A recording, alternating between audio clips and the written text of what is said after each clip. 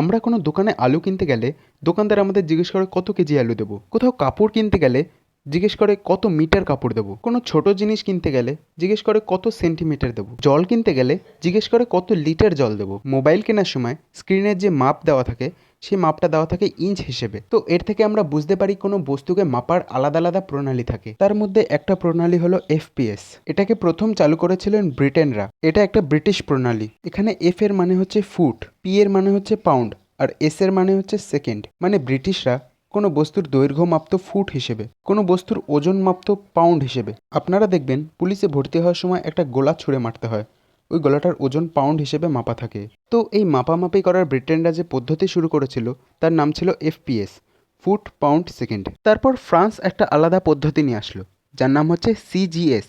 এখানে সি মানে সেন্টিমিটার, জি মানে গ্রাম, আর এস মানে সেকেন্ড। তারপর আসলো ব্যবসায়িক পদ্ধতি।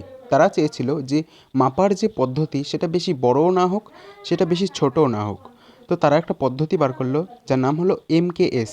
এখানে এম এর মানে হচ্ছে মিটার, কে এর মানে হচ্ছে কিলোগ্রাম, আর এস এর মানে হচ্ছে সেকেন্ড। ব্যবসায়িক পদ্ধতিতে দ্রব্যমানের মাত্রা কেজি, ফ্রেঞ্চ পদ্ধতিতে দ্রব্যমানের মাত্রা গ্রাম, আর ব্রিটিশ পদ্ধতিতে দ্রব্যমানের মাত্রা পাউন্ড। এবার রেলওয়েতে একটা কোয়েশ্চেন এসেছিল যে এমন কোন ভৌতিক রাশি আছে যার সমস্ত মাত্রায় তার ভ্যালু সেম।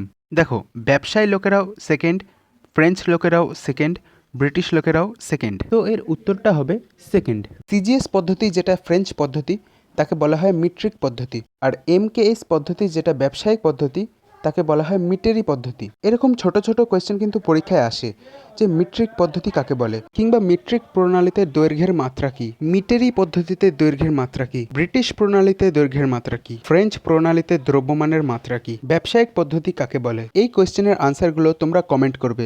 এখানে সব থেকে ভালো ছিল এমকেএস প্রণালী, কিন্তু এখানে একটা আপডেট করা হলো আর অন্যান্য জিনিসদের অ্যাড করা হলো। অ্যাড করার পর একে বানানো হলো ইন্টারন্যাশনাল সিস্টেম ফর ইউনিট, যাকে বলা হলো এসআই ইউনিট। দেখো, এমকেএস এ শুধু তিনটেই জিনিস ছিল, তারপর নতুন নতুন জিনিসের খোঁজ হতে লাগলো, অনেক জিনিস চলে আসলো, কারেন্ট বেড়ে গেল, ধারার মাত্রা বেড়ে গেল, টেম্পারেচার ইউজ হতে লাগলো, আলাদা আলাদা থার্মোমিটার আসতে লাগলো, অনেকগুলো জিনিসের এরকম খোঁজ হতে লাগলো। তো কেবল এমকেএস এর তিনটে প্রণালী দিয়ে কাজ তো হচ্ছিল না, এই জন্য তার মধ্যে 7টি বেস ইউনিট আর 22টি বিশেষ নামযুক্ত উৎপন্ন ইউনিট অ্যাড করা হলো, যার ব্যাপারে আমরা নেক্সট এপিসোডে আলোচনা করব। দেখা হচ্ছে নেক্সট এপিসোডে।